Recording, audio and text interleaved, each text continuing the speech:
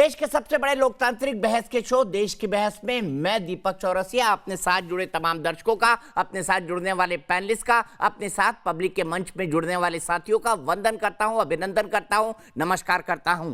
आप जानते हैं देश की बहस इकलौता बहस का शो है जो दर्शकों की राय के आधार पर चलता है। दर्शक ही तय करते हैं कि वो किस विषय पर बहस देखना चाहते हैं और दर्शकों की राय के आधार पर ही हम बहस की दशा और दिशा को आगे बढ़ाते हैं, उसे धार और रफ्तार देते हैं, क्योंकि अपने घरों से सीधे पब्लिक के मंच के जरिए जुड़कर वो इस बहस के अंदर शिरकत करते हैं। आज मेरे साथ कौन कौन जुड़ेगा? आज मेरे साथ वंशिका जुड़ेंगी करनाल हरियाणा से, आज मेरे साथ ऋषु पांडे जुड़ेंगे नोएडा से, आज मेरे साथ साक्षी गोस्वामी जुड़ेंगी गाजियाबाद से और मेरे साथ यशिका चंदेल जुड़ेंगी दिल्ली से। लेकिन सबसे पहले आज की बहस का मुद्दा विपक्ष की एकता और संसद के गतिरोध पर आधारित है। माफी मांगने को लेकर संसद में महासंग्राम क्यों, इस पर भी बात होगी, क्योंकि विपक्षी सांसद 12 सांसद जिन्हें निलंबित किया गया है, सदन में अमर्यादित आचरण के कारण उन्होंने माफी मांगने से इनकार कर दिया है। सरकार और ट्रेजरी बेंचेस कह रही हैं कि बिना माफी मांगे उनका निलंबन वापस नहीं होगा। विपक्षी सांसद कानून नियमों का हवाला दे रहे हैं, कह रहे हैं कि ये निलंबन गलत है। वहीं सरकार कह रही है कि अमर्यादित आचरण की छूट संसद में नहीं दी जा सकती। इस बीच कल की देश की बहस में टीएमसी के प्रवक्ता बादल देवनाथ ने कहा था कि 2024 का चुनाव ममता बनर्जी वर्सेस नरेंद्र मोदी होगा, तो राहुल गांधी क्या करेंगे? यह सबसे बड़ा सवाल था और हमने यही सवाल कल बहस में भी पूछा था। आज उसी मुद्दे को आगे बढ़ाएंगे, क्योंकि ममता बनर्जी आज शरद पवार से मुलाकात के बाद कह चुकी है कि अब यूपीए का कोई अस्तित्व नहीं बचा है। उन्होंने राहुल गांधी पर तंज कसा है और यह कहा है कोई आदमी विदेश में रहता है और देश में काम नहीं करता, ऐसे कैसे चल सकता है? ये राहुल गांधी पर तंज था। तो इन्हीं तमाम मुद्दों पर आज बात होगी, लेकिन सबसे पहले देख लेते हैं अभी तक का अपडेट। लगातार तीसरे दिन संसद के दोनों सदनों में संग्राम जारी रहा। आज भी निलंबित सांसदों की माफी को लेकर पक्ष और विपक्ष आमने सामने आ गए। अभी तो राज्यसभा में भी वो मेजॉरिटी है, तो मेजॉरिटी का एरोगेंस है। किसी तरीके से विपक्ष को नहीं सुनना, उसके खिलाफ ही प्रोटेस्ट है। अनडेमोक्रेटिक प्रोसेस जो हो रहा है उसके खिलाफ ही प्रोटेस्ट है। विपक्ष ने संसद के भीतर सरकार को घेरा तो संसद के बाहर विपक्ष ने निलंबित सांसदों को लेकर जोरदार विरोध प्रदर्शन किया। चेयरमैन साहब को रिक्वेस्ट करना हमारा काम है और मनवाना हमारा काम है।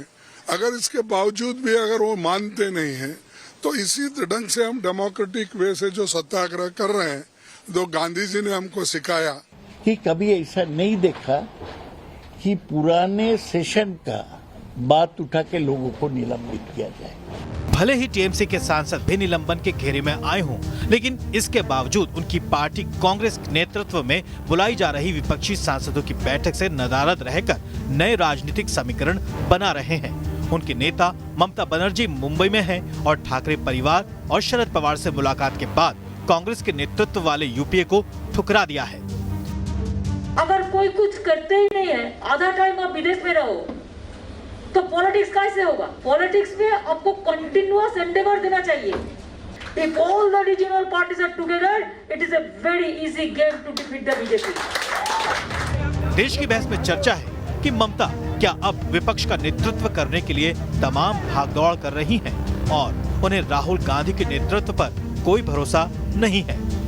देश के लोग यही चाहते हैं ममता 2024 तक मोदी वर्सेस ममता बनर्जी।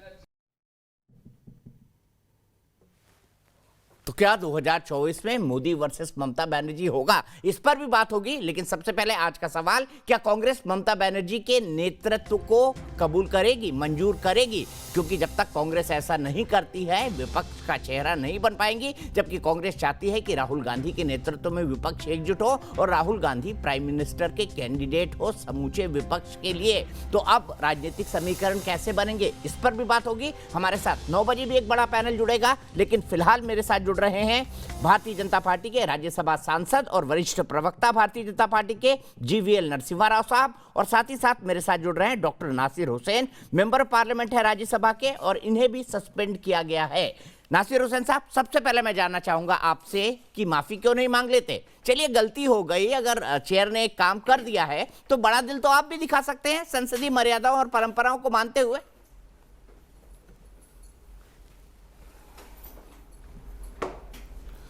किस चीज़ की माफ़ी मांगे? देश के किसान जो हड़ताल पे बैठे हुए थे उनके बारे में डिस्कशन करने के लिए, चर्चा करने के लिए जो मांग की, उसके लिए माफ़ी मांगे। जो 3 काले कानून जो चल रहे थे उस टाइम पे, उसको वापस लेने की हम लोगों ने मांग की थी, क्या उसके लिए माफ़ी मांगे? जो सरहद पे जो चाइनीज आर्मी हमारे अपने देश के अंदर आके ज़मीन कब्जा करके 2-3 विलेजेस सेटअप की है, उसकी चर्चा की मांग की है, उसके लिए माफ़ी मांगे। पेगासिस जो आपका फ़ोन और हमारा फ़ोन और दुनिया भर का पता नहीं किसका फ़ोन पे स्नूपिंग हो रही थी, जहाँ पे राइट टू लिबर्टी और राइट टू प्राइवेसी की बात आती है, उसकी जांच की हम लोगों ने मांग की, क्या उसके लिए माफ़ी मांगे? डीजल, पेट्रोल और गैस उसके दाम कम करने के लिए चर्चा के लिए हम मांग की, क्या उसके लिए माफ़ी मांगे? और बहुत सारे एसेंशियल कमोडिटीज़ का जो प्राइस राइज था, जो कीमतें जो बढ़ रहे थे, उसके लिए हम लोगों ने बोले कि चर्चा होना चाहिए सदन में, उसकी हम लोगों ने मांग की है, क्या उसके लिए माफ़ी मांगे? यानी कोविड के टाइम पे जो इतने लोगों की मृत्यु हो गई थी, उनकी कंपनसेशन, उनके मुआवजा की हम लोगों ने मांग की, क्या उसके लिए माफ़ी मांगे? माफ़ी किस चीज़ के लिए मांगे? सरकार जो हमें बात करने नहीं दे रही है, जो लगातार हम नोटिस पे नोटिस जो हम दे रहे हैं कि इन तमाम विषयों पे चर्चा होना चाहिए, और उन मुद्दों पे चर्चा करने जो सरकार नहीं दे रही है, सरकार को जो है देश के लोगों से माफी मांगना चाहिए। ठीक है, जीवी नरसिम्हा साहब, बड़े आरोप हैं नासिर हुसैन साहब के, उन्होंने एक श्रृंखला गिरा दी। क्या सरकार जानबूझकर इस तरह की काम करके, बुलडोज करके संसद को नहीं चलने दे रही है ताकि विपक्षी सांसद बोल न सके? ये नासिर हुसैन जी का आरोप है और इसीलिए उनका निलंबन किया गया है, ये भी तर्क दे रहे हैं।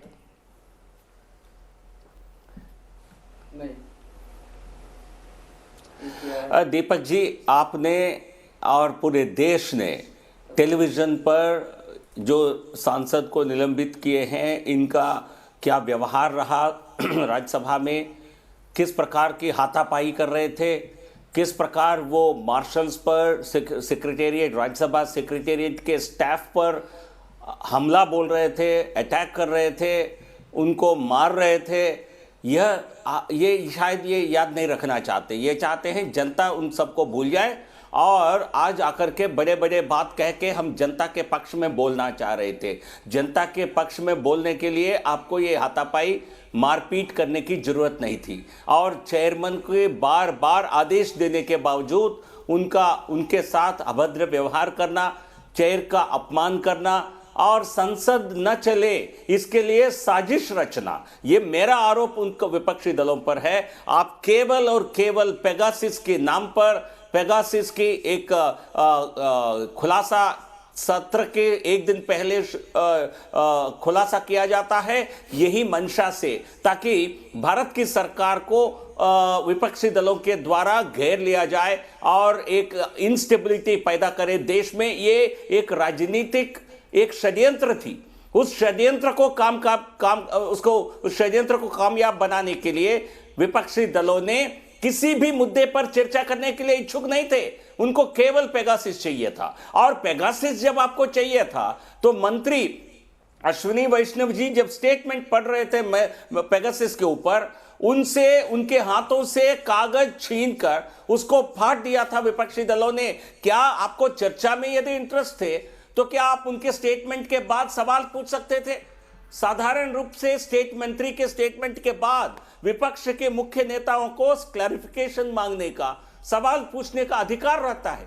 आपने उस अधिकार का भी उपयोग नहीं किया।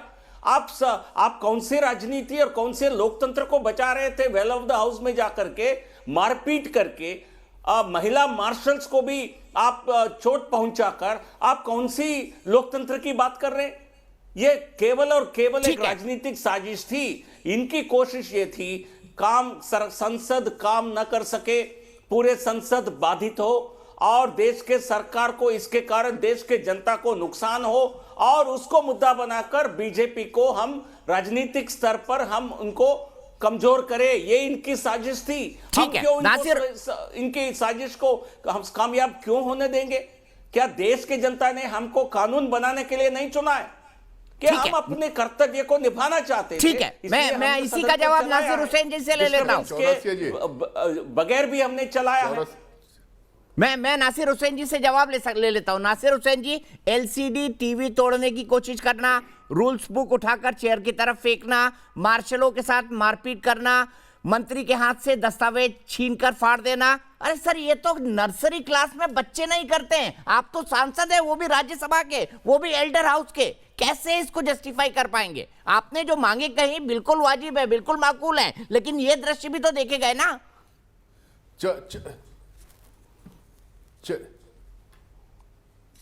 चौरसिया जी, आप इनको क्यों नहीं कहते कि उस दिन भर की जो प्रोसीडिंग थी, जो वीडियो कवरेज था, वीडियो जो रिकॉर्डिंग थी, दिन भर का क्यों नहीं दिखा देते? क्यों सिलेक्टिव लीक्स कर रहे हैं कि कौन किसको मारा, कौन किसको खींचा, कौन किसको चोट लगी? जो फूलो देवी नेतम जो हमारी एमपी है छत्तीसगढ़ से, जो छाया वर्मा जी हमारी जो छत्तीसगढ़ से जो महिला सांसद है, उन लोगों को जो चोट लगा, और वो चोट लगने के बाद यहाँ पे पार्लियामेंट एनेक्सी के हॉस्पिटल में वो जो वहां पे जाके इलाज करवाई, वो सारे रिकॉर्ड्स हम लोगों ने दिए हैं। वो क्यों नहीं बोलते? मार्शल्स कैसा एमपीज को, हॉनरेबल एमपीज को, चाहे वो मेल हो या फीमेल हो, कैसा मार्शल धक्का मुक्की कर सकते हैं? और ये मार्शल्स कौन है? ये राज्यसभा के मार्शल्स हैं। बाहर से लोगों को क्यों लाया गया था? अब जनरल इंश्योरेंस बिल उस दिन जब लिस्टेड नहीं था बिजनेस में, उस दिन और बात हो गई थी कि अगले सत्र में इंश्योरेंस बिल लाया जाएगा। ये प्रीएम्प्ट करके कि ये बिना बिजनेस में इंक्लूड किए, लिस्ट किए, वो बिल लेके आ रहे हैं। कहीं अपोजिशन जो है हंगामा ना खड़ा कर दे। आप 100-150 मार्शल्स को लेके आके वहां खड़ा करते हैं। जब अपोजिशन के MPs bell of the house में स्लोगन करने जाते हैं तो वो मार्शल्स हाथापाई एमपीज के साथ करते हैं। और वो सारा वीडियो फुटेज कहां है? वो कवरेज आप पब्लिक के सामने क्यों नहीं लाते हैं? और आप कैसा एक इंपॉर्टेंट बिल, जनरल इंश्योरेंस, इतना इंपॉर्टेंट बिल जिसको प्राइवेटाइज करने आप जा रहे हैं, देश के आम जनता के पैसे उसमें लगे हुए हैं, आप प्राइवेटाइज करने जा रहे हैं, उसको उसमें बिना चर्चा किए मार्शल्स को रख के आपने 1 मिनट में पास कर दिया। ये हमारी पार्लियामेंट्री डेमोक्रेसी है। इसी के लिए संसद बनाया गया था। अब इसी के लिए संसद में एमपीज जाके रहते हैं, इसीलिए अपोजिशन और पोजीशन के लोग होते हैं। अगर आपको यही करना है तो बोल दीजिए कि अपोजिशन पार्टीज को, भाई आप अपने एमपीज को विड्रॉ कर लें, कोई भी पार्लियामेंट में जाएगा नहीं, हम लेके आएंगे, 1 मिनट या 2 मिनट में बहस करेंगे। अगर आप इनका ट्रैक रिकॉर्ड देखेंगे तो जितने भी पिछले सेमेस्टर में बिल पास हुए, एवरेज जो है 10 से 11 मिनट बहस हुई एक बिल के ऊपर। पार्लियामेंट्री प्री लेजिस्लेटिव कंसल्टेशंस के लिए इनके बिल सिर्फ 17 या 18% गए, जबकि यूपीए 1 और यूपीए 2 में 68% और 74% बिल्स प्री लेजिस्लेटिव कंसल्टेशन के लिए गए थे। आप बुलडोज करके आप बिल्स ही पास करना चाहते हैं, यस और नो हाथी उठाने के लिए संसद रहे, तो फिर संसद जाने की जरूरत नहीं ना। जूम कॉन्फ्रेंस में हाथ उठा देंगे हम, जूम कॉन्फ्रेंस करवा लीजिए, बहस मत करवाइए। आप बोलिए कि भाई आप हाथ उठाए तो विपक्ष वाले और पक्ष वाले गिन लेंगे, पास। ठीक है, आपकी बात, तीनों बातों का जवाब देता हूं। बिल्स पास कर सकते हैं भाई, संसद में बहस और चर्चा है। और अपोजिशन के मुद्दे भी जनहित के मुद्दों को भी जब रूल के तहत 267 के तहत हम लोगों ने मांग की थी मुद्दों पे चर्चा करने की, आप एक मुद्दे को भी चर्चा करने नहीं दिया, इसीलिए सारा हंगामा हुआ है। ठीक है, मैं सीधे आपके तीनों सवाल पूछता हूं। ए, जीवीएल नरसिम्हा राव जी, क्या संसद के अंदर बाहर से मार्शल बुलाए गए? बी, क्या आपने इनको बदनाम करने के लिए सेलेक्टिव फुटेज लीक किया? और सी, क्या जानबूझकर सरकार ऐसे हालात क्रिएट कर देती है कि बिलों पर या जरूरी चीजों पर बहस ना हो पाए? यह आरोप नासिर हुसैन जी लगा रहे हैं यहां पर।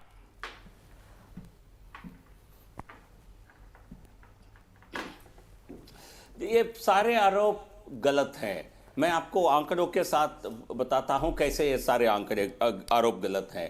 कांग्रेस के यूपीए 2 के सरकार में 30 मिनट में 26% जो बिल्स थे, 26% 30 मिनट के अंदर पारित किए गए 15वीं लोकसभा में 2009 से 14, और हमारे 16th लोकसभा में 2009 के 14 के कार्यकाल में केवल 6% बिल्स ऐसे हैं जिनको 30 मिनट्स के समय में पारित किया गया। किसने ज्यादा समय दिया चर्चा के लिए? 3 घंटे के लिए चर्चा होने वाले बिल हमारे 2014 से 19 तक माननीय प्रधानमंत्री मोदी जी के पहले कार्यकाल में 32% बिल्स ऐसे थे जिस पे हमने 3 घंटे चर्चा की। और कांग्रेस के यूपीए के पहले सरकार में 2004 के 9 में केवल 14% बिल ऐसे थे जिस पर 3 घंटे की चर्चा की, तो क्या आपके केवल झूठ बोलने से सच्चाई नहीं बदलती है? हम संसद के प्रति और संसदीय कार्य प्रणाली के प्रति हमारी जो आस्था है ये आंकड़ों से बिल्कुल स्पष्ट हो जाता है। और जहां तक आपके दूसरा प्रश्न था कि हमने मार्शल्स को बाहर से बुलाए, बिल्कुल झूठी आरोप है। उसी सत्र में चेयरमैन साहब ने ही जो उन्होंने इस सेशन के अंत में जो वक्तव्य दिए, बाद में भी जो उनके स्टेटमेंट आए, उसमें स्पष्टीकरण किया गया ये बिल्कुल झूठा आरोप है। और लेकिन इतने लोग क्यों आने पड़े, इसका जवाब तो आप दीजिए। आपकी पूरे कुल संख्या अपोजिशन की इतनी नहीं है, बट लेकिन आप, क्योंकि आप वायलेंट हो रहे थे, आप हिंसक बन रहे थे, आप अपोजिशन वहां वेल ऑफ द हाउस में जाकर के किसी को हानि पहुंचा सकते थे, इस प्रकार के आंकलन था, इसलिए ज्यादा मार्शल को हाउस में आना पड़ा। और जहां तक फुटेज की बात है, पूरे दिन राज्यसभा की प्रोसीडिंग्स, लोकसभा की प्रोसीडिंग्स लाइव चले जाते हैं, अलग से हमें दिखाने की जरूरत नहीं है। और उस समय जो ये हंगामा हो रहा था, हमसे ज्यादा आपके सांसद, आपके खुद अखिलेश प्रताप सिंह खुद वीडियो बनाकर उसी दिन सोशल मीडिया पे डाल दिए। तो इसलिए आप गुनाह आप करते हैं और संसद को बाधित आप करते हैं और इल्जाम हमारे ऊपर लगाते हैं। और चौथा विषय, आपने कहा कि इतने अहम बिल है, इस पे हमने चर्चा नहीं होने दी, इंश्योरेंस बिल पर। किसने मना किया था चर्चा के लिए? आपके द्वारा, विपक्ष के द्वारा इस बिल को सेलेक्ट कमेटी के भेजने के लिए एक नोटिस दिया गया था। उस नोटिस को भी चेयरमैन ने उन जो नोटिस देने वाले साथी को, शायद तिरुचि सिवा थे या और कौन थे, उनका नाम पुकार कर बोले थे आप अपने सीट पर जाएं और इस रिजोल्यूशन को मूव करें। आप चाहते तो इस पे वोटिंग हो सकती थी, बट लेकिन केवल आप अपने मनमानी चाहते थे। और जो बिल सुबह, मान लीजिए सुबह लिस्टेड नहीं है, ये सरकार का और चेयरमैन का पूरा अधिकार है। चेयरमैन जब एलो करते हैं, वो अल्टीमेट पावर चेयरमैन के पास है। और ये बिल क्या था? इसमें केवल एक छोटा संशोधन था। ये महत्वपूर्ण संशोधन है, मैं मानता हूं, बट लेकिन एक छोटा, ये कोई बड़ा बिल नहीं है सेलेक्ट कमेटी में भेजने के लिए। इसमें आपकी यदि सहमति नहीं है तो सेलेक्ट कमेटी में कैसे सहमत होंगे? हम सेलेक्ट कमेटी के भेजना का मतलब है इसको अटकाना, लटकाना, भटकाना, जिसके लिए कांग्रेस पार्टी जानी जाती है। और मोदी जी की सरकार हर काम को समय पर पूरा करना चाहती है, क्योंकि देश की जनता ने मोदी जी को ऐसा दायित्व दिया है। मैं थोड़ा ठीक है, नासिर हुसैन जी, आप इनकी बात का जवाब भी दीजिएगा। आप बताइएगा कि आपने अटकाने, लटकाने या भटकाने की कोशिश की। लेकिन मेरा दूसरा सवाल इसके साथ एक और है, वो ये है कि आज ममता बनर्जी कह रही है कि यूपीए तो बचा नहीं, टीएमसी आपकी बैठकों में नहीं आ रहा है। तो अगर विपक्ष इस तरीके से बढ़ जाएगा संसद के अंदर और संसद के बाहर, तो इनको तो फायदा होगा ना, सत्ता पक्ष ट्रेजरी बेंचेस वालों का। ममता जी के स्टेटमेंट पर क्या कहेंगी कि यूपीए बचा नहीं है और जो विदेश में रहता है वो राजनीति नहीं कर सकता? राहुल गांधी की तरफ उनका कमेंट था।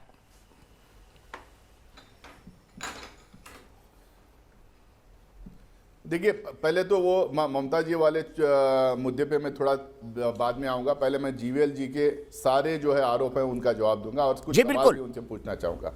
मैं तो उनको ये पूछ रहा हूं, जनरल इंश्योरेंस बिल आने के बाद हंगामा हुआ, आने के पहले जो है जो भी डेमोक्रेटिकली बातचीत हो रही थी, जो इश्यूज हम लोग रेस करना चाह रहे थे, आर्टिकल 267 ये रूल 267 के तहत जितने नोटिसेस हम दिए थे, हर दिन कम से कम एक डजन एमपीस अलग अलग मुद्दों पे नोटिस देता था। एक पे भी आपने चर्चा नहीं करवाई, नॉट इवन वन।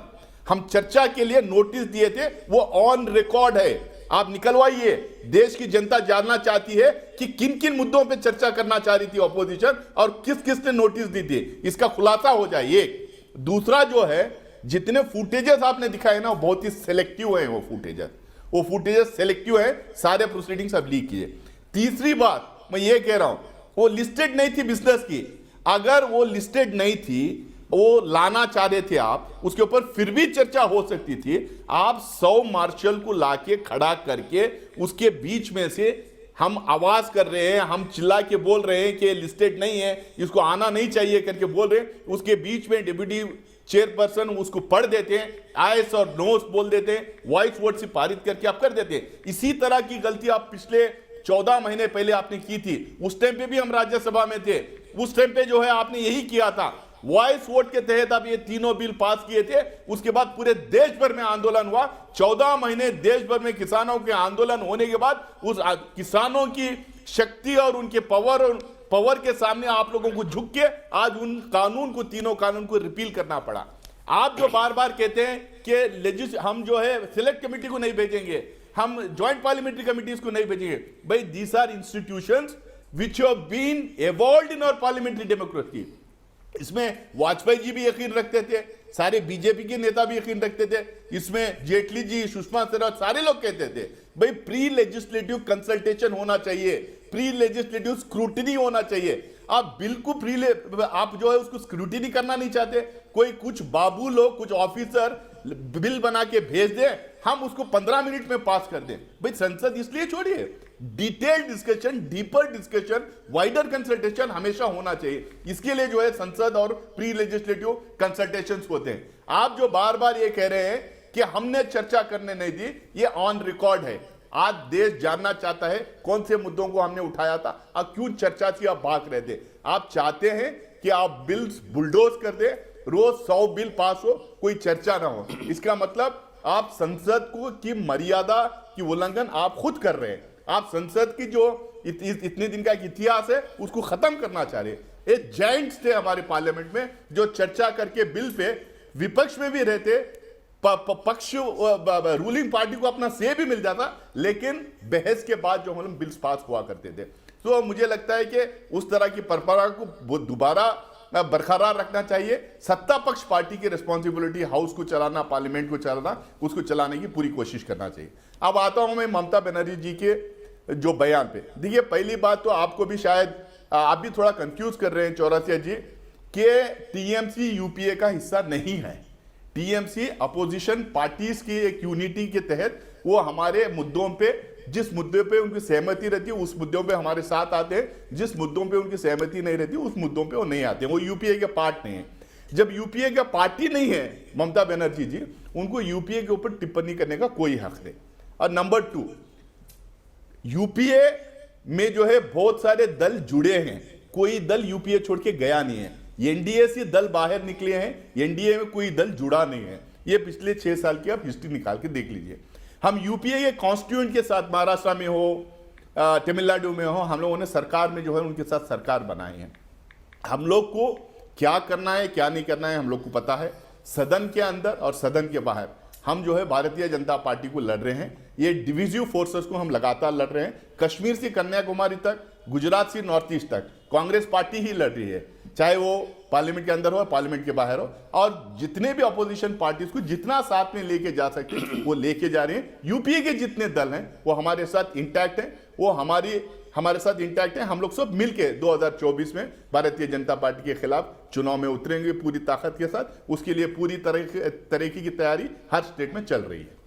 नहीं, वो कह रही है कि राहुल गांधी तो विदेश में रहते हैं, उन्होंने नाम नहीं लिया, और देश की राजनीति कैसे करेंगे। आजकल की राजनीति तो जो है 24/7 हो गई है। ममता जी ने तो यहां तक कहा, नासिर भाई।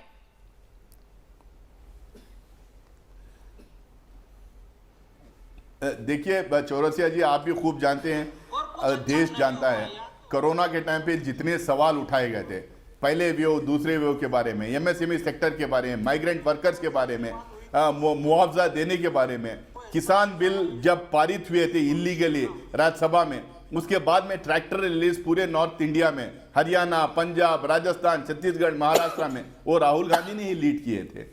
वो जितने भी इश्यूज को टेकअप कर रहे हैं संसद के अंदर और बाहर, पूरी तरह से वो नेतृत्व दे रहे हैं। राहुल गांधी प्राइम मिनिस्टर नहीं है, राहुल गांधी अपोजिशन पार्टी के, मेजर अपोजिशन पार्टी के, प्रिंसिपल अपोजिशन पार्टी के एक एमपी हैं। वो पूरी तरह से अपनी कर्तव्य निभा रहे हैं और पूरी तरह से चुनाव जहां जहां होता है पूरी ताकत, पूरा टाइम देके, पूरी मेहनत के साथ वो उतरते हैं।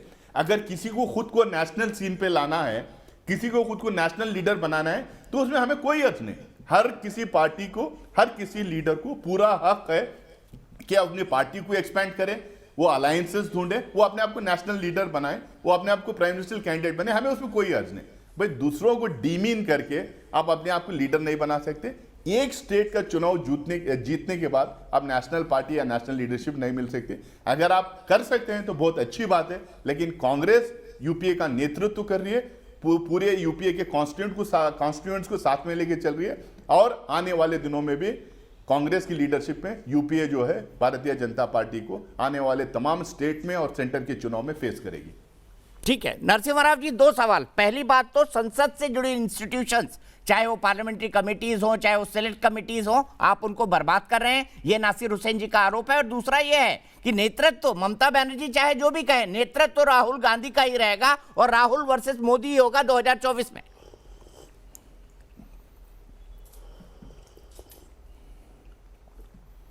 देखिए, कांग्रेस पार्टी की रस्सी जल गया लेकिन बल नहीं गया। कांग्रेस पार्टी अपने आप को फिर भी उतनी ही महान पार्टी समझती है जो नहीं रहा है, बट लेकिन उनका अपना अधिकार है जिस प्रकार का अपने बारे में क्या विचार रखते हैं, ये उस पर हम कुछ नहीं कह सकते हैं। और लेकिन जो बात, दो तीन बातें जो हुसैन जी ने कहा, ये गलत है। सबसे पहले उन्होंने कहा हम कई विषयों पर चर्चा करने के लिए तैयार थे लेकिन चर्चा होने नहीं दिया, ये गलत है। ये जुलाई 19 को मानसून सेशन का शुरुआत हुआ, जुलाई 19 से अगस्त 13 तक होना था लेकिन अगस्त 11 को खत्म हो गया। अगस्त 19 के अगले दिन अगस्त 20 को कोविड क्योंकि इससे ज़्यादा बड़ा विषय कोई देश में था ही नहीं, कोविड मैनेजमेंट को लेकर कई लोगों ने 267 के तहत नोटिस दिया था और उस पर लंबी बहस हुई। इसमें सभी पार्टी के नेता भाग लिए, कांग्रेस पार्टी ने भी भाग लिया। अंत में मिनिस्टर मनसुख मंडाविया जी ने 52 मिनट इसका विवरण दिया है। मैं आपको ये सुनाता हूं। ये उस दिन पूरे दिन ये सदन में बहुत अच्छी बहस हुई, चर्चा हुई राज्यसभा में। माननीय अध्यक्ष जी, ये मैं आपको टीवी पर दिखा रहा हूं, तो इसलिए आप इसको ये गलत जानकारी मत दीजिए। यदि हुसैन उस दिन हाउस में नहीं थे, उसके लिए आप भाजपा को या सरकार को इस प्रकार जुटला नहीं सकते हैं। 20 तारीख को 5-6 घंटे चर्चा, उसके बाद 1 घंटे का मंत्री जी का रिप्लाई, ठीक है। तो ये एक बात गलत साबित हुई, लेकिन ऐसी चर्चा लोकसभा में नहीं हो पाई। देखिए दीपक जी, क्योंकि राहुल गांधी हो या उनकी पार्टी के अन्य नेता हो, लोकसभा में डिबेट नहीं होने दिए और एक दिन अच्छी डिबेट राज्यसभा में हो गई, इसलिए उनके पार्टी के द्वारा आदेश दिया गया कि राज्यसभा में क्यों चलाने दे रहे हो, राज्यसभा को भी भंग करो, बाधित करो, ताकि वहां भी कुछ काम ना हो सके। ये इसको मैं साजिश बता रहा हूं। अच्छा, दूसरी बात, हर बिल सेलेक्ट कमेटी में, स्टैंडिंग कमेटी में भेजा जाता है, ऐसा जरूरी नहीं है। आपके कार्यकाल में रिकॉर्ड देखेंगे, यूपीए के कार्यकाल से दुगने बिल हम फिर भी सेलेक्ट कमेटी, स्टैंडिंग कमेटी में भेज रहे हैं। और जिस बिल का हम जिक्र कर रहे हैं, 11 अगस्त को जो इंश्योरेंस बिल जो था, वो बिल को कोई सेलेक्ट स्टैंडिंग कमेटी में भेजने की आवश्यकता बिल्कुल नहीं है। आप बिल कब भेजते हैं सेलेक्ट कमेटी, स्टैंडिंग कमेटी को? जब कोई कानून हो, उसका बड़ा दायरा हो, उसमें कई सारे प्रावधान हो, उस पर चर्चा करने के लिए स्टैंडिंग कमेटी में ले जाते हैं। ये एक संशोधन था, एक ही संशोधन था उसमें, जो इन्वेस्टमेंट है, फॉरेन डायरेक्ट इन्वेस्टमेंट 49 से 74% करने का। ये हमारी पार्टी का, हमारे सरकार का एक पॉलिसी निर्णय है। हमारी पॉलिसी निर्णय को आप विभेद करते हैं, हम जानते हैं। तो इस सेलेक्ट कमेटी में जाकर झगड़ा करेंगे क्या? आपको क्यों मनाएंगे हम? आप मानेंगे नहीं, हम मनाने के लिए अपना समय का वेस्ट नहीं करेंगे। तो ये बिल पर यदि आपकी आपत्ति थी, जैसा आपका आपत्ति बता रहे हैं, आप वोटिंग मांगना चाहिए था, आपको डिवीजन मांगनी चाहिए थी उस दिन। लेकिन आप वेल ऑफ द हाउस में जाकर के मार्शल को मारकर आप इस डिबेट को या इस बिल को, सदन को पूरी तरह भंग करने की आपकी साजिश थी, जो कामयाब नहीं हो सका। मैं कह रहा हूं, ऐसे बिल को सेलेक्ट कमेटी में कभी नहीं भेजा जाता है। एक सेंटेंस वाली बिल है, एक प्रोविजन, एक अमेंडमेंट वाली बिल है, इस पर बहस हो सकती थी हाउस के अंदर। आप अपने राय रख सकते थे, आप हमसे विभेद कर सकते थे, लेकिन सेलेक्ट कमेटी में जाकर हम आपको मना लेंगे, ये कहीं की बात है। ये पॉलिसी निर्णय है हमारा, आपका विरोध है, जाइए जनता के बीच जाकर के बताइए हमारे विरोध है, कौन रोकता है आपको? बट लेकिन संसद में हम बिल को पारित नहीं होने देंगे, हम हर तरह के गुंडागर्दी करेंगे, ये बिल्कुल हमारे सरकार के लिए एक्सेप्टेबल नहीं है। ठीक है, मैं यहीं पे रुकूंगा क्योंकि मैंने दोनों को बराबर मौका दिया। ममता बनर्जी की बात पर आप नरसिम्हा राव साहब कुछ कहना चाहेंगे? नासिर जी को जवाब। नासिर जी, मेरे पास वक्त अब बिल्कुल खत्म हो चुका है, 9 बज चुके हैं। मुझे आखिरी 30 सेकंड ठीक है नासिर जी ले लीजिए 30 सेकंड में, 30 सेकंड में फिर नरसिम्हा राव जी को भी दे दूंगा क्योंकि शुरुआत आपने की थी, जवाब वो दे रहे हैं।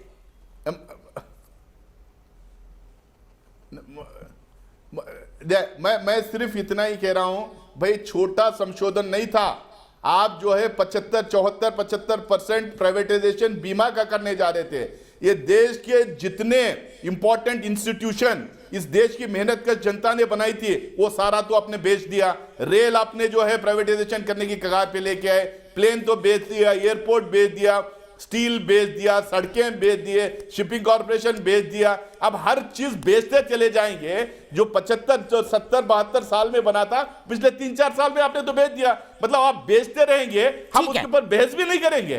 ठीक है, 2 मिनट 3 मिनट के अंदर आप उसको वॉइस वोट पे डाल देंगे, उसके ऊपर बहस नहीं होगा। आप आंकड़े नहीं देंगे कि क्यों आप प्राइवेटाइजेशन कर रहे हैं, क्या उसमें नुकसान है, और क्यों उसको आपको प्राइवेटाइजेशन करने की जरूरत है। आपके पास आंकड़े क्या है, आप देंगे नहीं। आप देश भर को बेचने का काम जो कर रहे हैं, उसको हम ठीक ठाक, हम सिर्फ देखते रहे कि आप बेचते रहे। हम ठीक है, जवाब ले लेते हैं, आराम से जवाब दीजिए।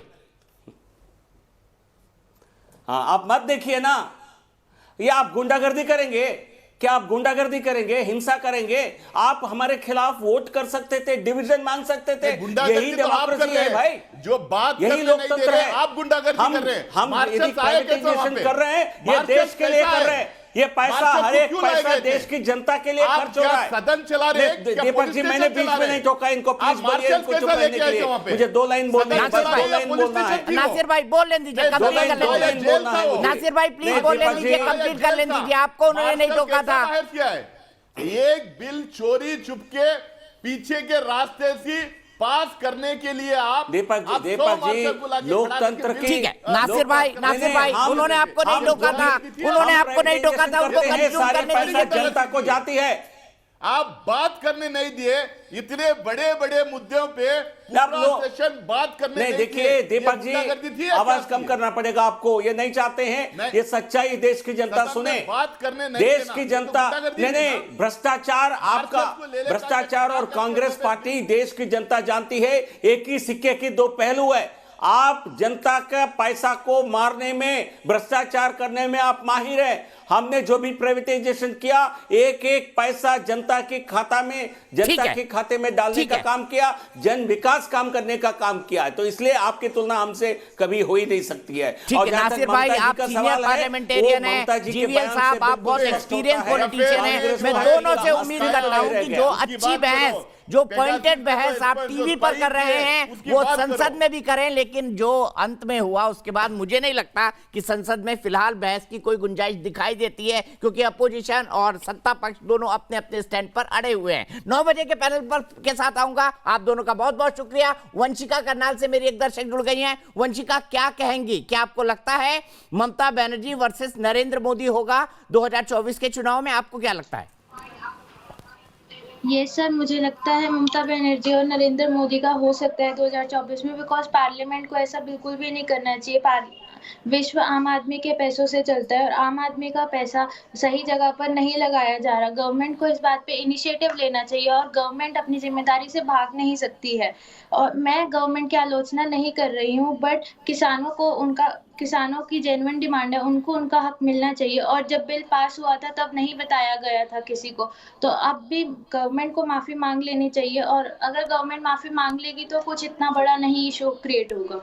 ठीक है, बहुत बहुत शुक्रिया वंशिका। सीधे अपने अगले पैनल को इंट्रोड्यूस करता हूं। शादी आलमी, भारतीय जनता पार्टी की राष्ट्रीय प्रवक्ता, मेरे साथ जुड़ गई हैं। मेरे साथ विजय कुमार जी जुड़ गए हैं, मेंबर ऑफ पार्लियामेंट है, लोकसभा के सीनियर जेडीयू के लीडर है, जनता दल यूनाइटेड के। मेरे साथ रिजू दत्ता जी जुड़ गए हैं, ऑल इंडिया तृणमूल कांग्रेस जो कि ममता दीदी की पार्टी है उसके राष्ट्रीय प्रवक्ता हैं। मेरे साथ आलोक भाई जुड़ गए हैं, आलोक शर्मा जी जो कि भारतीय राष्ट्रीय कांग्रेस के राष्ट्रीय प्रवक्ता हैं। सबसे पहले आलोक जी आपसे ही शुरुआत करूंगा। आज का ममता दीदी का बयान, पहला कि यूपीए का अब कोई अस्तित्व बचा नहीं है शरद पवार और उद्धव आदित्य ठाकरे से मिलने के बाद, और दूसरा उनका यह कहना कि जो आदमी विदेश में रहता है वो यहाँ की राजनीति क्या करेगा। ये कटाक्ष तो राहुल गांधी पर था। यानी सीधी बात है कि वो चाहती हैं कि 2024 ममता वर्सेस नरेंद्र मोदी हो। क्या उनकी लीडरशिप को कांग्रेस मान लेगी?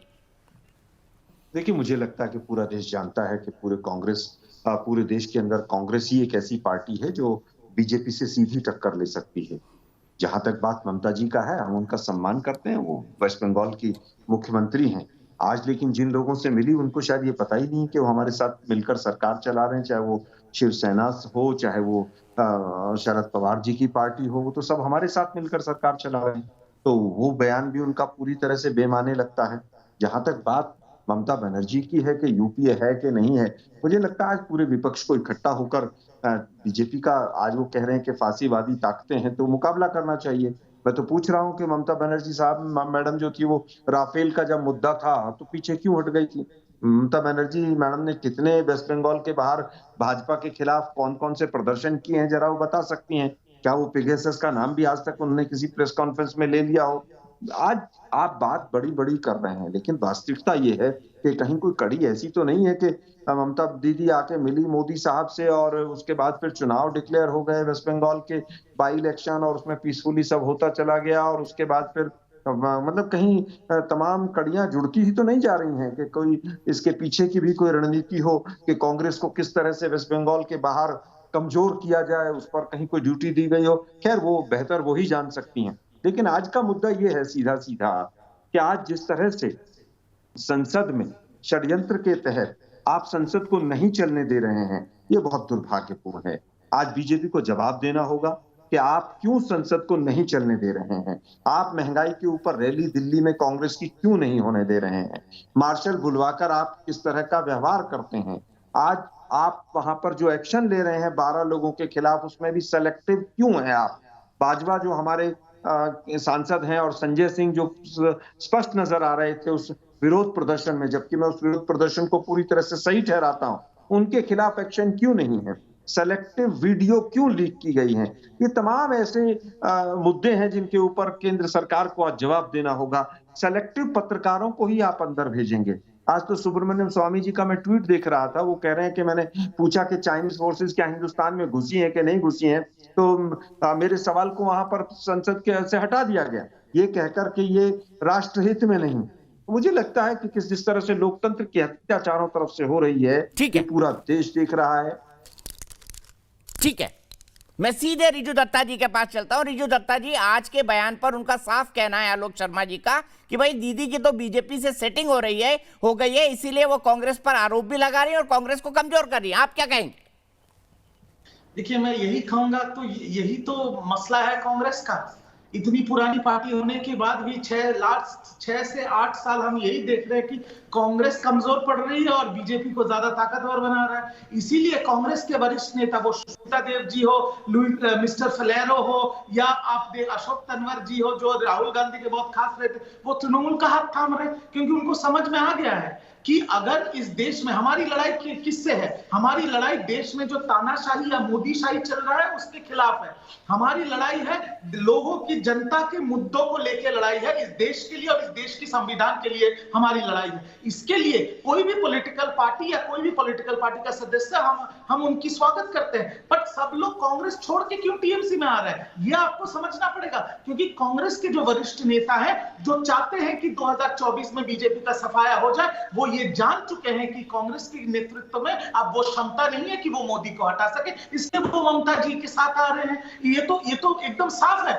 और ये भी साफ है कि आज इस देश में यूपीए बोल के कुछ नहीं है। आज आलोक शर्मा जी ने अभी कहा कि आज ममता जी जिन से मिले हैं वो उनके साथ अलायंस में सरकार बना रही है। हाँ, सही बात है, वो आपकी अलायंस है, पर मीटिंग तो हमारे साथ कर रहे हैं। आपका सरकार था, आपने सरकार बनाया था जनता का हित में गोवा में, क्या हुआ? आपने तो अपनी वोट्स और एमएलए सब बेच दिए बीजेपी को। आप तो प्राइमरी ऑपोजिशन थे मेघालय में, क्या हुआ? मुकुल शर्मा जी 12 विधायक के साथ हमारे साथ ज्वाइन कर लिया और आज तृणमूल कांग्रेस प्रधान विपक्ष है मेघालय में, तो आप अपना घर संभालिए। एक कहावत है ना, जो कांच शीशे के मकान में रहते हैं वो दूसरों पे पत्थर नहीं फेंका करते साहब, हम जमीन पे रह के लड़ते हैं। हमारी नेत्री वो है जो 27 दिन अनशन किया था किसान की हित में लड़ने के लिए, तो हम रोड पे रहते हैं, हम विदेश भी नहीं घूमते, हम नदियों में तैरने भी नहीं जाते हैं।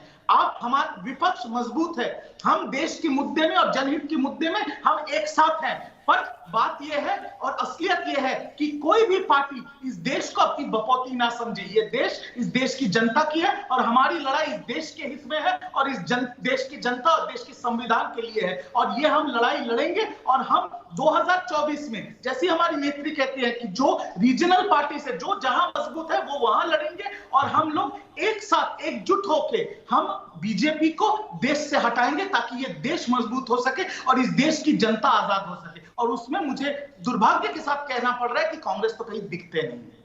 बड़े कड़े शब्द है तृणमूल कांग्रेस के आलोक शर्मा जी। शाजिया जी थोड़ी देर इंतजार कर लीजिए, मामला दिलचस्प हो गया है, बहुत बड़ा पॉलिटिकल डेवलपमेंट है। आलोक शर्मा जी, पहली बात, आप अब बीजेपी का मुकाबला करने में सक्षम नहीं है, टीएमसी ये कह रही है। दूसरा, वो ये कह रहे हैं कि जो खुद शीशे के घर में रहते हैं वो दूसरों पर पत्थर नहीं फेंकते, और विदेश में रहकर देश की राजनीति नहीं की जा सकती। ममता जी 24/7 पॉलिटिशियन है और शायद राहुल गांधी पार्ट टाइम, ये वो कहना चाहते हैं। देखिए, मुझे लगता है कि पिछले 7 वर्षों में चाहे लैंड एक्विजिशन बिल का मामला हो, चाहे 3 काले कानून हो, चाहे पेगासस हो, चाहे महंगाई हो, चाहे बेरोजगारी हो, चाहे हाथरस हो, चाहे चाइना का मैटर हो, चाहे राफेल का मैटर हो, सभी अगर किसी ने उठाए हैं तो माननीय राहुल गांधी जी के नेतृत्व में कांग्रेस ने उठाए हैं। उनमें से कोई एक अगर ममता बनर्जी ने इनिशिएट किया हो तो मैं जरूर पूछना चाहूंगा। हाँ, इतना जरूर है कि जब से ममता जी मोदी साहब से मिलकर गई हैं, अभिषेक बनर्जी साहब के सब नोटिस बंद हो गए हैं। वो कोई सिंगापुर की कंपनी थी, विदेश में क्या था वो मुझे याद नहीं है ना, मैं उस मुद्दे को उठाना चाहता हूँ। लेकिन दिक्कत ये है कि आज आप विपक्ष बनना चाहते हैं, हमें कोई आपत्ति नहीं, आप बनिए, तृणमूल कांग्रेस खूब विपक्ष बने, खूब चेहरा बने ममता जी, हमें कोई आपत्ति नहीं है। यही चीज हम चाहते हैं कि विपक्ष मजबूत हो। लेकिन आपके जो आज के कर्म हैं, जो आपके एक्शंस हैं आज के, क्या उससे बीजेपी मजबूत हो रही है या बीजेपी कमजोर हो रही है? आज न्यूज नेशन के दर्शक इस चीज को समझें। तृणमूल कांग्रेस का अशोक तंवर से क्या लेना देना है, और हरियाणा में तृणमूल कांग्रेस का क्या लेना देना है? एक कॉर्पोरेटर नहीं, कोई बंगाली लैंग्वेज का कोई इन्फ्लुएंस नहीं, कहीं पर कुछ नहीं है। प्रदेश अध्यक्ष कौन है हरियाणा के, जरा बता सकते हैं आप तृणमूल कांग्रेस के? मेरे साथी जो बड़ी बड़ी बातें कर रहे थे, बताएंगे जरा हरियाणा का प्रदेश अध्यक्ष तृणमूल कांग्रेस का कौन है? दिल्ली का बता दीजिए आप। हाँ, दिल्ली का ही बता दीजिए कौन रिजू दत्ता जी, बिल्कुल जवाब, मैं बीच में नहीं आ रहा हूँ, जवाब दे दीजिए आलोक शर्मा। हरियाणा का आलोक शर्मा तृणमूल कांग्रेस का, उसका नाम बता दीजिए। आलोक शर्मा जी, मैं आपसे इसमें कोई दौरा नहीं है। मैंने पिन पॉइंटेड 2 सवाल पूछे हैं, नहीं, आप मैं जवाब दे सकते हैं तो दीजिए। बड़ी बड़ी बातें मत कीजिए। बीजेपी का पिछलग्गू बन के, बीजेपी का पिछलग्गू बन के ये सब विपक्ष को कमजोर करने का काम मत कीजिए। जवाब तो सुन लें। नहीं, मुझे केवल ये बता दीजिए हरियाणा का और दिल्ली का आपका अध्यक्ष कौन है? अरे जवाब नहीं देने दे रहे हैं आप, जवाब तो सुनिए। बताइए ना, नाम बताइए ना, जवाब दीजिए तो सुनिए। हम लोग बंगाल हरियाणा का तृणमूल कांग्रेस का अध्यक्ष कौन है? बंगाल में, अरे बाबा सुन ले, बंगाल पहुंच गए। अभी अशोक तंवर पे बड़े प्रवचन दे रहे थे आप, आपको दिल्ली के अध्यक्ष का नाम नहीं पता आपने कहा। चले बीजेपी से मुकाबला करें। आपको रायबरेली से भी सीट नहीं मिला, अमेठी से रायबरेली पहुंच गए आप। मैं पूछ रहा हूँ, आप अशोक तंवर पे प्रवचन दे रहे थे, राहुल गांधी के नजदीक थे। अरे आप अपने अध्यक्ष का नाम बता दीजिए। देश की जनता को विपक्ष की जरूरत है। बताएंगे आप लोग? बीजेपी का पिछलग्गू बन के छोड़ दीजिए काम कर रहे हैं आप। भाड़े की बंगलों में रहते हैं और जिनकी जमीनें छीन गई है, ऐसे नेताओं की जरूरत नहीं है इस देश में। आज हम बंगाल से निकल के देश में देखिए, भाग गया कांग्रेस फिर यहाँ से। यही तो भागे नहीं, उनका कनेक्शन कटा है, भागे नहीं है। आलोक शर्मा जी बहुत सज्जन और बड़े प्रवक्ता हैं, वो भागेंगे नहीं। रिजू दत्ता जी, आपकी बात सुनिए। आप मैं सीधा पूछ रहा हूँ, मैं क्यों भागूंगा भाई? बंगाल में बीजेपी को बंगाल में पहुंच गए, दौड़ाने के बाद हम बाकी, अरे आपके रहते हुए बंगाल में बीजेपी की मैक्सिमम सीटें आई हैं, ज्वाइन किया है। 75 सीटें आई हैं बीजेपी की। किसके रहते हुए आई हैं? ममता बनर्जी के रहते आई हैं, उनके मुख्यमंत्री बनते हुए आई हैं। आपके चीफ मिनिस्टर और पहली बार जब मुख्यमंत्री बनी थी ममता बनर्जी तो हमसे साथ मिलकर चुनाव लड़ा था उन्होंने। आपके तो वो एक सवाल नहीं पूछे, जवाब देंगे। 42 एमएलए आए थे हमारे और हमारी वजह से ही सरकार बनी। हम एक चीज बोल रहे हैं, नहीं बनी थी तो बता दीजिए। पहली बार जब ममता बनर्जी मुख्यमंत्री बनी तो किसके साथ अलायंस था? कांग्रेस के साथ अलायंस था ना? क्यों किया था अलायंस आप लोगों ने? एक सवाल का जवाब नहीं है, बड़ी बड़ी बातें करते हैं। बीजेपी के पिछलग्गू बन गए हैं। सिर्फ चाटुकारिता और परिवार अरे भाई छोड़िए ना आप लोग चाटुकारिता और उसकी बातें बेकार की बात। आपसे 2 सवाल पूछे, आपको एक जवाब नहीं पता है। बड़ी बड़ी बातें करते हैं आप लोग। सोचिए, देश की जनता के बारे में सोचिए। अरे मुद्दे की बात मैंने आपसे पूछी है, छीन गई है उनके लिए, आपको नहीं पता चला ना? आपको एक सवाल का जवाब नहीं पता है। 2 दिन पहले तो मैंने पहला चुनाव जब ममता बनर्जी मुख्यमंत्री बनी तो कांग्रेस के साथ मिलकर लड़ी, मिली थी तो लड़ी थी कि नहीं लड़ी थी? 42 हमारे एमएलए आए थे, 6 मंत्री थे हमारे। आज कांग्रेस की कोई जरूरत नहीं। ये जितने तृणमूल जैसे दल हैं ये सब केवल कांग्रेस के कंधे पर पैर रखकर आगे बढ़ना चाहते हैं, बीजेपी की मदद करना चाहते हैं। आप लोग जो आप एक्शन कर रहे हैं कहीं ना कहीं उसमें ऐसी बू आती है कि वो बीजेपी के इशारे पर हो रहा है। अभिषेक बनर्जी को बचाने के लिए कर रहे हैं क्या? नहीं बताइए ना, अमरिंदर सिंह क्या हुआ? बताते रहिए। ज्योतिरादित्य सिंधिया क्या हुआ? बताइए, बचाते रहिए आप अभिषेक बनर्जी को, और बीजेपी के बी टीम बने रहिए आप लोग। कांग्रेस को छोड़ दीजिए, कांग्रेस अपने आप जानती है क्या करना है। कांग्रेस को 42 एमएलए आए थे, कांग्रेस के साथ मिलकर सरकार बनाई थी आप लोगों ने। अगर नहीं था तो क्यों बनकर चुनाव लड़े? ना कोई इरादा है लड़ने का। अरे भाई छोड़िए, गुलाम बीजेपी जुम्मे 4 दिन आए हैं पार्टी को बने हुए और अभी से इतनी बड़ी बड़ी बातें कर रहे हैं। अहंकार है, ये बीजेपी की भाषा है। नेता दरिया में तैरने चले जाते हैं। मुझे नहीं लगता है ये इस तरह के पर्सनलाइज कोई अटैक होने चाहिए। अच्छा, व्यक्तिगत अटैक नहीं, मुद्दों पर बात कर लेते हैं। व्यक्तिगत अटैक नहीं, मुद्दों पर बात कर लेते हैं। एक मुद्दे पर जवाब नहीं है। अशोक तंवर पर बोलेंगे, इस पर बोलेंगे, उस पर बोलेंगे। मैंने कहा दिल्ली का अध्यक्ष कौन है उसका नाम बता दो, उसका नाम नहीं पता, बकराहट हो रही है। जितन प्रसाद बीजेपी का चुनाव, बीजेपी का मुकाबला करेंगे लोग। ये तो टीएमसी में नहीं आए, ये तो टीएमसी में नहीं आए, तो कांग्रेस उनके ये वरिष्ठ नेता पकड़ के क्यों नहीं रखे? ये लोग चलिए अब आप एक काम कर लीजिए, उत्तर प्रदेश का कौन अध्यक्ष है वो बता दीजिए, बिहार का कौन अध्यक्ष है उसका नाम बता दीजिए, किसी 2 राज्यों का बता दीजिए बाहर, बंगाल और त्रिपुरा के अलावा किसी 2 राज्यों के अध्यक्ष का नाम बता दीजिए। आप पता है आपको? मजाक की बात कर, आपको किसी एक साउथ इंडिया के किसी एक राज्य का अध्यक्ष का नाम बता दीजिए। छोड़ के ज्वाइन कर रहे हैं। अरे भाई गोवा में आप लोग जाकर चुनाव लड़ना चाह रहे, गोवा के अध्यक्ष का नाम बता दीजिए, क्या अध्यक्ष का नाम है? अरे गोवा का पता है अध्यक्ष महुआ मोइत्रो सांसद है। गोवा का अध्यक्ष हमारा महुआ मोइत्रो, जो हमारे सांसद है, स्टेट इंचार्ज गोवा है। आपका कौन है? अरे स्टेट इंचार्ज नहीं पूछ रहा, मैं अध्यक्ष पूछ रहा हूँ। प्रवक्ता महोदय, अगर आपको नहीं पता इंचार्ज क्या होता है, अध्यक्ष क्या होता है, आप लोग अपने खाल में रहिए। आपने गोवा में 17 सांसद क्यों बेच दिया बीजेपी को? ये ना कौन क्या हुआ गोवा में, मैंने पूछा आपको चुनाव लड़ने पहुंच गए, प्रवक्ताओं का अध्यक्ष का नाम नहीं पता, लड़े चले बीजेपी की बी टीम बनने, करते रहे बीजेपी की मदद। आप लोग मुकुल जी 2-4 लोगों को तोड़ लीजिए और उसके बाद फिर पूरी तरह से बीजेपी के साथ मिलेंगे। अभी हैसियत नहीं है। वेस्ट बंगाल के बाहर एक आदमी का नाम नहीं पता है, हम बीजेपी के बी टीम बनेंगे। और आप लोग ममता बनर्जी, नहीं आप ही ममता बनर्जी बनेंगे बीजेपी से। आइए पहले अभिषेक बनर्जी के नोटिस बच नहीं काम करेंगे। आप 4 बार की यूनियन मिनिस्टर, राफेल का नाम लेने से डरती थी ममता बनर्जी। अपने वेस्ट बंगाल के चुनाव पर केवल आए तो मुद्दा बन गया आप लोगों को। पॉलिटिकल सीवी है आपके पास, 7 बार की एमपी, 3 बार की मुख्यमंत्री, 4 बार की यूनियन मिनिस्टर है आपके पास। सीवी नहीं है ना? सीवी तो खत्म कीजिए, परिवार तंत्र करिए। छोड़िए ना, सीवी किसके पास है और किसके पास नहीं है। परिवार के दरवाजे पे बहुत आई है आपकी नेत्री। गांधी का मतलब कांग्रेस नहीं है, और कांग्रेस का मतलब भारतवर्ष नहीं है। उसी परिवार के वहां से निकली है आपकी नेत्री। पहला चुनाव वेस्ट बंगाल का लड़ा तो उसी परिवार के दरवाजे पर आकर सीट शेयरिंग करके गई थी। याद कर लीजिएगा, जब पहली बार जब वो नेत्री बनी थी सीएम तो उसी दरवाजे पर आए। कांग्रेस अपना काम नहीं आई हो तो बता दीजिएगा मुझे। हमको उनका काम नहीं करना पड़ता। कांग्रेस कोई नेत्री आकर उसी दरवाजे पर सीट शेयरिंग कर गई थी, नहीं हो तो बता दीजिए। और यही नेत्री थी जो बीजेपी के मंत्रिमंडल में मंत्री थी, भूल गए आप लोग? अरे सारे नेता तो कांग्रेस से निकले क्यों? छोड़ दीजिए, कांग्रेस चीटिंग करती है लोगों के साथ। का नाम नहीं, कांग्रेस का बीजेपी से लड़ाई है।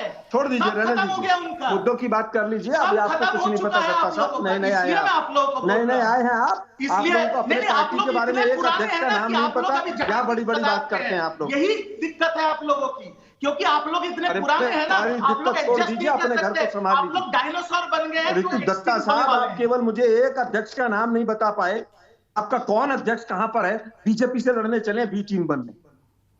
अरे अब एक बात बताओ, आप न्यूज नेशन के दर्शकों ने देख लिया आप कितने बड़े असल में बात यह है कि कितने बड़े ज्ञानी हैं आप लोग। अपने अध्यक्षों का दिल्ली के अध्यक्ष का नाम नहीं पता, ऊपर से चल रहे हैं बीजेपी लड़ने का। आप लोगों को सिर्फ दूसरों के ऊपर उंगली उठाना है। छोड़ दीजिए, बेकार की टोकनिज्म मत कीजिए, बेकार का विपक्ष को कमजोर करने का काम मत कीजिए, बीजेपी को मजबूत करने का काम मत कीजिए। अच्छा, दोनों